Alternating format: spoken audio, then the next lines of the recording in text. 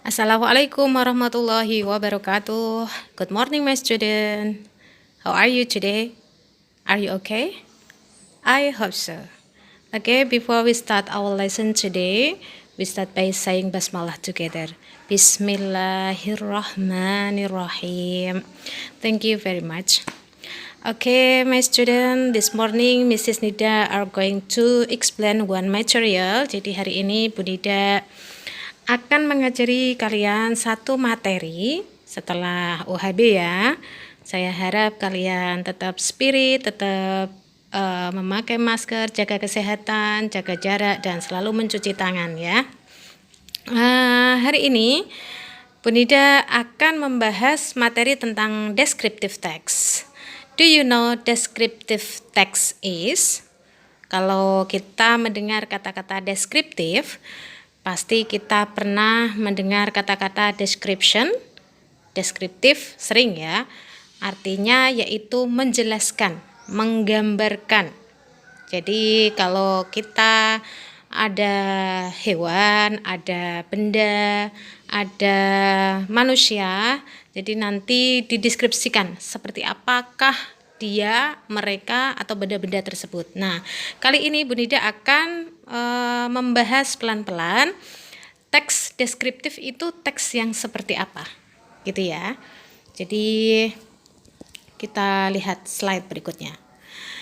Descriptive text is a text which says what a person or thing is like. Jadi descriptive text itu adalah teks yang menjelaskan tentang orang, benda, hewan, seperti apakah mereka. Jadi intinya adalah mendeskripsikan sebuah benda, hewan, manusia, boleh tempat, boleh apa saja, seperti apakah mereka itu. Ya. Terus kemudian tujuannya apa sih teks deskriptif itu? Yaitu the purpose is to describe and reveal a particular person, place, animal, or thing. Jadi tujuannya adalah mendeskripsikan atau mengungkapkan person, yaitu seseorang, secara particular, khusus ya. Jadi mendeskripsikan benda, manusia, hewan secara khusus. Jadi benda apa, miliknya siapa, atau orang itu siapa, terkenal atau tidak, namanya siapa, dari mana. Nah, seperti itu ya. Nah, kalau kita ngomongin teks deskriptif, itu pasti ada generic structure, yaitu strukturnya seperti apa gitu. Nah, strukturnya adalah sebagai berikut. Ada dua, yaitu identification dan description. Jadi sebuah paragraf teks deskriptif itu pasti ada unsur-unsur yang membangun atau membuatnya seperti apa gitu ya. Jadi di bagian paragraf pertama itu biasanya namanya adalah identification, yaitu bagian yang isinya mengidentifikasi benda, orang, atau hewan yang akan dijelaskan. Jadi kalau kalian nanti membuat teks tentang kucing contohnya, jadi kucingnya itu namanya siapa, kucingnya siapa yang akan dijelaskan gitu ya.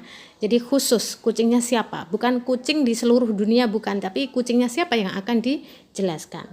Itu ada di bagian paragraf pertama. Kemudian yang dinamakan description, yaitu generic structure yang kedua, namanya adalah description, yaitu bagian paragraf yang sudah menunjukkan bagian-bagian dari benda yang dijelaskan, kualitasnya, ciri-cirinya, sifat-sifatnya. Jadi di bagian paragraf kedua itu adalah bagian yang sudah menunjukkan ciri-ciri benda yang dideskripsikan. Contoh, kalau kalian nanti membuat teks tentang kucing, jadi di bagian paragraf yang kedua itu adalah menggambarkan, menjelaskan tentang ciri-ciri kucing tersebut. Sukanya apa, warna kucingnya apa, bulunya bagaimana, ekornya bagaimana, kebiasaannya ngapain. Itu ada di bagian paragraf kedua yang disebut description ya. Nah, grammatical feature-nya, ciri-ciri gramatikalnya, kalimat-kalimatnya yang buat untuk menyusun teks deskriptif itu biasanya terdiri dari adjektif dan simple present tense. Dan fokusnya adalah fokus pada spesifik partisipan, yaitu benda-benda yang spesifik. Nah, kalau contoh-contohnya adjektif seperti apa Bu Nida? Nah, kalau Bu Nida tadi memberikan contoh kucing, jadi nanti di dalam paragraf tersebut nanti ada kata sifat. Kalau kucing berarti kata sifatnya yang ditonjolkan adalah lucu, manis, bulunya lembut, ekornya panjang. Nah, itu ada kata-kata sifat yang terdapat di dalam paragraf atau teks tersebut. Nah, penyusunnya kalimatnya menggunakan tenses simple present tense. Jadi Bu Nida dulu sudah membahas simple present tense itu di materi yang kedua, bab kedua sebelum UHB ya. Masih ingat ya simple present tense itu seperti apa ya? Semuanya menggunakan kata kerja bentuk pertama. Nah, ini contohnya. My lovely Mio. Jadi di sampingnya Bu Nida sudah menjelaskan generic structure-nya itu ada 2. Di dalam teks ini itu ada 3 paragraf ya. Jadi di paragraf pertama Bu Nida akan membacakan I have a pet named Mio. It is a male Persian cat. Jadi I have, saya mempunyai a pet, yaitu binatang piaraan, named Mio, bernama Mio. It is a male Persian cat, yaitu dia itu adalah kucing Persia. Male itu adalah jantan ya, kalau female betina ya. Jadi di paragraf pertama ini penulis memperkenalkan kucingnya, kucing penulis. Jadi bukan kucingnya siapa-siapa, enggak, tapi kucing dia yang dikenalkan. Jadi spesifik, jadi kucingnya khusus, yaitu kucingnya dia saja yang dijelaskan. Namanya siapa? Mio. Jadi kucingnya penulis itu kucing jenis Persia yang jantan. Yang mau dijelaskan adalah kucingnya yang jantan, yaitu kucing Persianya. Nah, di bagian paragraf pertama ini namanya adalah identification, yaitu bagian gambaran umumnya, yaitu kucingnya penulis ini tadi. Nah, kalau kita sudah masuk ke paragraf kedua, Mio looks cute and classy.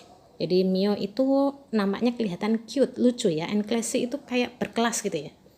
His fur is beautiful. Fur itu bulu, his itu miliknya. Jadi bulunya itu cantik, indah. He has thick soft hair. Jadi rambutnya, bulunya itu thick itu tebal, soft itu lembut. Jadi dia itu mempunyai rambut atau bulu-bulu yang lembut dan tebal. Every 3 months, setiap 3 bulan, he gets vitamin shot. Jadi dia selalu disuntik vitamin and other precaution measures, dan dia itu selalu mendapatkan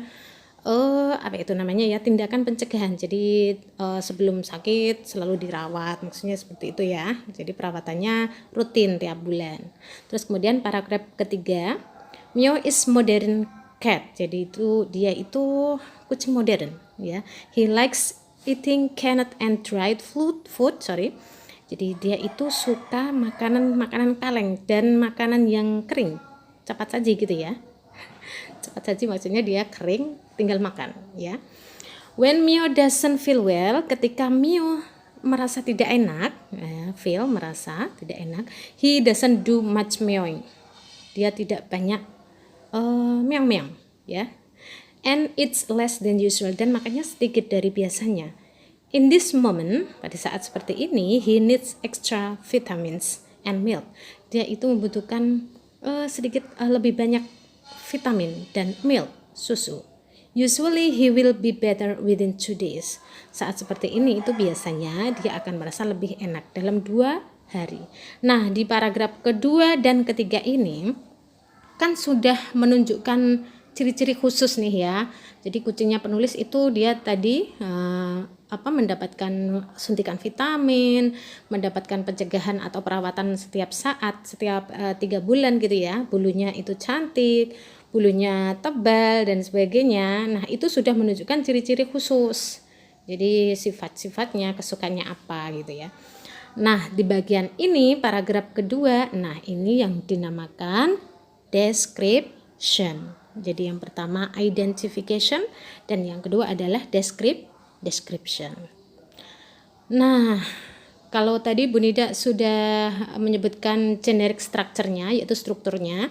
Nah, sekarang Bu Nida membahas grammatical features-nya, yaitu bagian-bagian kalimatnya itu menggunakan kalimat yang seperti apa, menggunakan rumus apa sih?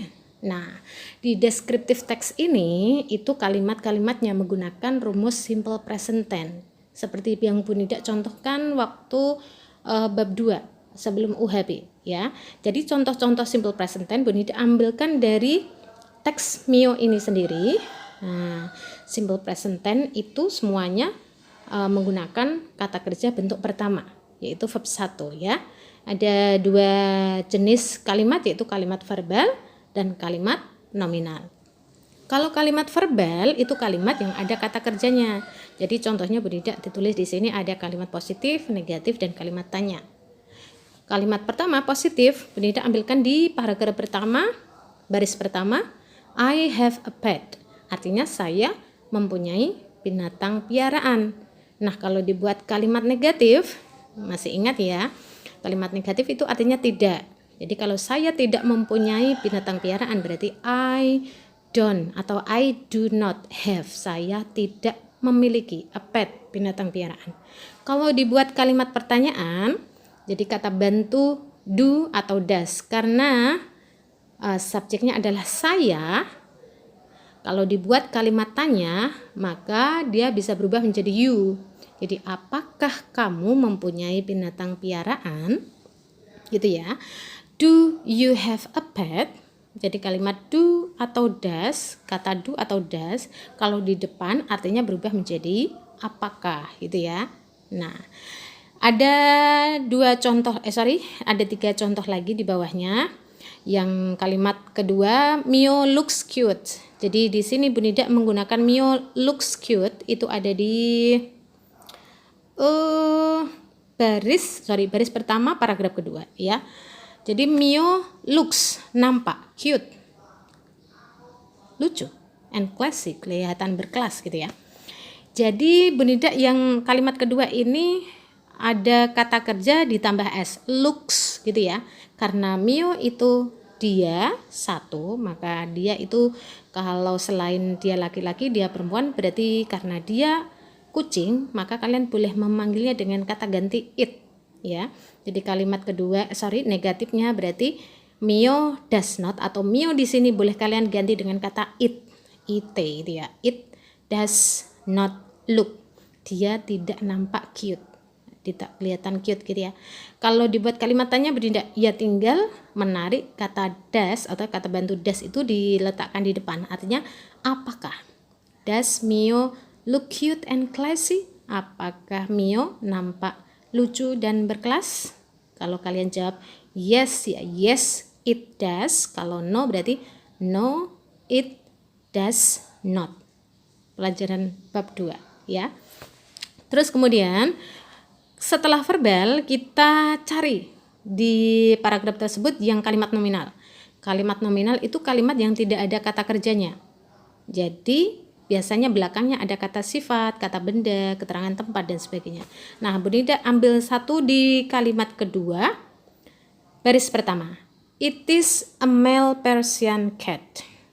It di situ adalah kembali ke Mio, dia ya. It is a male Persian cat artinya adalah dia adalah kucing Persia yang jantan. Jadi kalimat tersebut ada is. Jadi is bisa mengidentifikasi, bisa diidentifikasikan kalau dia adalah kalimat nominal, tergantung belakangnya seperti apa ya. Kalimat nominal itu mudah. Kalau kalimat negatif tinggal nambah not di belakang to be. Kalau membuat kalimat tanya, tinggal narik to be-nya ke depan. Apakah dia adalah kucing jantan Persia? Berarti is it male Persian cat? Kalau yes berarti yes it is. Kalau no, no it is not gitu ya.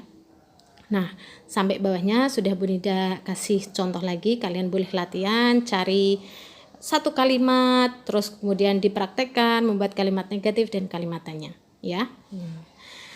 Nah, if we look at the picture, there is a handsome boy. Ada seorang laki-laki yang cakep, ganteng, ya. Who is he? Siapakah dia? Ya, dia adalah Daniel Jacob Radcliffe. Siapakah dia? Dia adalah pemeran utama di film Harry Potter. Iya kan? Kalian tahu ya Harry Potter ya? Tahu dong. Kelihatan cakep, hidungnya mancung, matanya sedikit agak sipit, rambutnya agak-agak coklat gitu ya. Nah, ini Daniel Jacob Radcliffe itu mempunyai rambut yang dark brown. Brown artinya coklat, dark itu gelap, hair itu rambut. Jadi rambutnya berwarna coklat gelap. Kemudian he has blue eyes. Matanya biru. Pointed nose. Jadi dia mempunyai hidung yang mancung. White skin, kulitnya putih. Benar ya, kulitnya putih ya. Nah, karena tadi kita sudah mendeskripsikan kucing atau benda, nah sekarang kita mendeskripsikan orang. Mendeskripsikan orang berarti tujuannya teks deskriptif yang ini adalah tujuannya mendeskripsikan Daniel Jacob Radcliffe. Nah, kalau orang gimana Bu Nida? Di bagian paragraf pertama diisi apa? Biasanya kalau orang-orang terkenal seperti itu menuliskan biografinya, biasanya lahirnya kapan, orang mana, anaknya siapa, itu ada di paragraf pertama seperti ini. Kita contohin ya. Terus kemudian di paragraf kedua berarti Daniel itu kulitnya seperti apa, tadi Bu Nida sudah gambarkan. Rambutnya seperti apa, kulitnya gimana, terus kemudian tinggi enggak, gendut enggak, langsing enggak, atau dia mempunyai kebiasaan atau hobi apa, itu ada di paragraf kedua. Paragraf kedua itu sudah menunjukkan ciri-ciri khusus, maka dia disebut description. Nah, yang ini kalian bisa tebak atau just guess it, menerka aja ya. Jadi kalau Bu Nida di sini ada judul My Classroom, kelasku, ya. Jadi ini adalah mendeskripsikan sebuah tempat. Jadi kalau deskriptif itu boleh mendeskripsikan orang, hewan, benda, dan tempat. Nah, Bu Nida kasih contoh nih, satu yaitu kelas, my classroom. I want to tell you about my classroom. Jadi dia itu mau menceritakan tentang kelasnya, ruang kelasnya, gitu ya. Jadi di paragraf pertama ini kira-kira apa tadi? Nah, generic structure-nya apa? Nah, yang kedua, my classroom is next to the school library. It is a big and clean classroom. It has 2 white doors and 6 brown windows.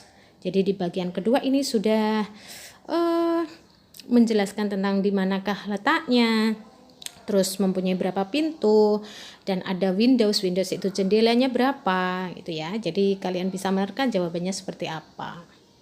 Nah, kita lihat ya, yang paragraf pertama itu ada identification, yang paragraf kedua sudah menunjukkan ciri-ciri khusus, namanya adalah description.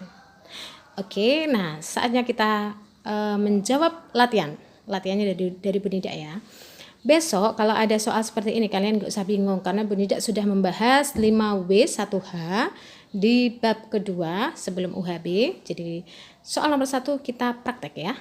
What is the text about? Jadi teks tersebut tentang apa sih? Jadi kita di sini ada judul My Classroom, di dalamnya menceritakan kelas dan sebagainya, letaknya di mana, punya apa. Jadi membicarakan tentang titik-titik ya. Terus yang kedua, where is the writer classroom? Where, di manakah letaknya, di mana kelasnya penulis itu? Nah, gitu ya. Jadi di sini ada how many, what does the writer's classroom look like? Ini sudah Bu Nida bahas loh ya. Yang ketiga itu kalau ada look like itu seperti apa? Jadi appearance, penampakannya itu seperti apa sih kelasnya? Kalau how many artinya berapa banyak? Kalau nomor 5 itu what is the color? Ini adalah apa warna? 6. Karena nomor 6 ini adalah bukan 5W1H, pertanyaannya diawali dengan are artinya adalah soal ini butuh jawaban yes atau no. Oke, jadi kita lihat soal nomor 1 sampai 8. Soal selain 5W1H adalah soal nomor 6 dan 8. Jadi nomor 6 itu diawali dengan are, yang nomor 8 itu kata yang bergaris bawah. Oke, kita bahas satu persatu. Nah, ini jawabannya. Nomor 1, what is the text about? The text is about. Jadi teks tersebut membicarakan tentang apa? Yaitu membicarakan tentang ruang kelasnya penulis. Jadi jawabannya adalah the text is about the writer's classroom. Nomor 2, where is the writer classroom? Di manakah ruang kelasnya penulis? Jadi di situ kalau menanyakan tempat, berarti dia sudah di paragraf kedua ya, yang sudah mendeskripsikan tempatnya di mana gitu ya. Jadi tadi membicarakan di paragraf kedua, my classroom is next to, yaitu dekat dengan school library, yaitu perpustakaan sekolah. Nah, itu jawaban nomor 2 ya. Nomor 3, what does the writer classroom look like?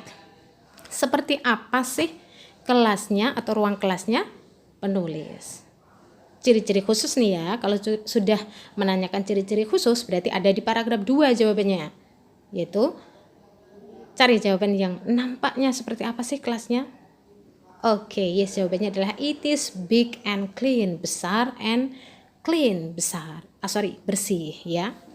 Oke, number 4, how many doors does the writer's classroom have? Jadi berapa banyak pintu? Nah, kalau seperti ini berarti kita cari kata-kata doors. Oke, ketemu ya di baris ketiga paragraf kedua. Berapa? Yes, there are 2. Ada 2 doors ya, pintu. It has 2 doors. Dia mempunyai 2 pintu. Number 5, what is the color of the windows? Apa warna jendelanya? Kita cari tulisan windows. Ada di baris ketiga. Ya, sama ya. Di situ ada tulisan 6 brown windows. Ada 6 jendela yang berwarna coklat. Jadi yang ditanyakan adalah warnanya saja. Jadi kalian jawab brown. Ya. Number 6. Are there some pictures on the wall? Apakah, karena ini adalah tidak menggunakan 5W1H, jadi artinya adalah apakah there, di sana ada some pictures, beberapa gambar on the walls, di dinding. Kalian cari kata-kata walls, ada di baris keempat. Yes, the walls are green and there are some pictures. Ya, di sana ada beberapa gambar. Berarti jawabannya adalah yes. Yes, there are. Number 7, how many tables and chairs are there? Berapa banyak? Tables itu meja, chairs itu kursi. Di sana ada berapa? Kita cari, ada tulisan tables and chairs ya.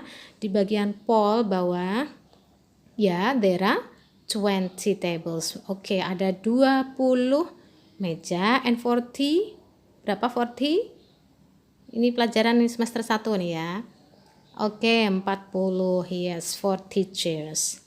Number 8, soal nomor 8. It is a big and clean classroom. Kata it di situ digaris bawahi Bu Nida.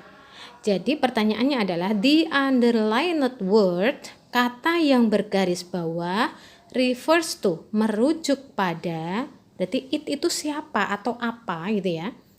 Jadi jawabannya adalah ruang kelasnya penulis, bukan Bu Nida ya, tapi di sini cuman penulisnya siapa tidak dijelaskan, pokoknya penulis. Kalau ada tidak menyebutkan nama, tulislah penulis gitu ya. Jadi jawabannya adalah the writer's classroom.